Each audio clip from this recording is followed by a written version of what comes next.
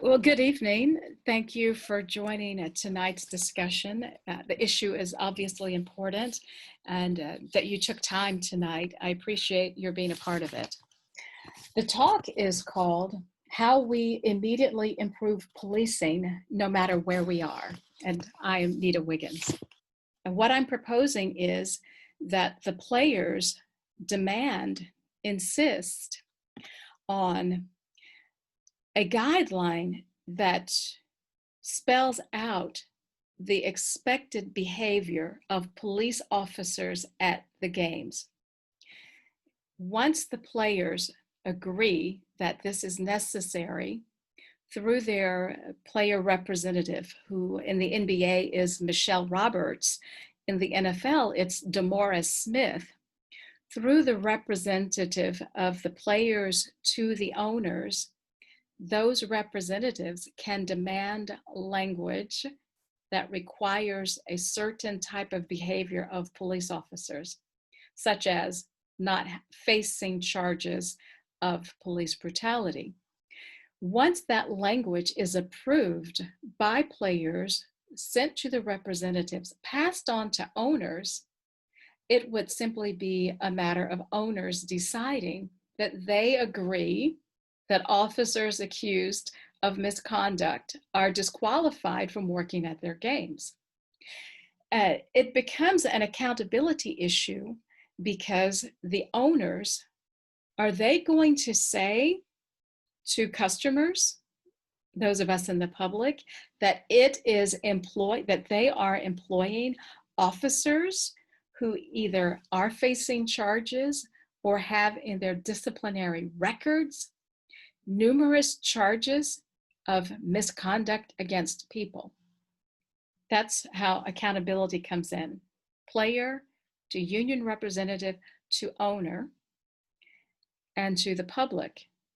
And so actually, in other words, the marketplace would decide if the people in the public do not agree with that business principle that NFL owners, NBA owners, NHL owners are paying officers who have a history of abuse, paying them to be at the games, providing safety.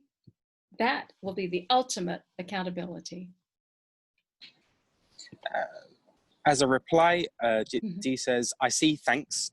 I don't want to lip service of the moment's social pressure fizzling out." And so I am encouraged that NASCAR, having banned the Confederate flag a few weeks ago, I'm convinced NASCAR will step forward too and say that an officer who has been accused of beating up somebody cannot come to the game, the races, and enjoy the advantages that so many people do not have the money to pay for.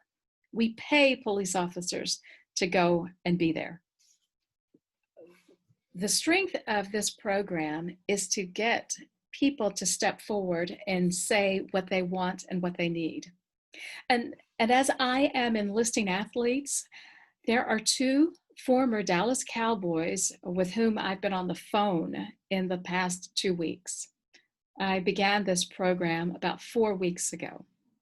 And so some athletes I have interviewed have been in touch with me. They're not ready to speak publicly about good cops only at game. But both of them have given the idea a thumbs up. One of them said that he needs to consider how he can insert himself in this program. And that's why the people in the public who are fed up with what we have seen, it's up to us to reach out to those athletes that we know, that we follow, even the retired athletes, because they have a platform.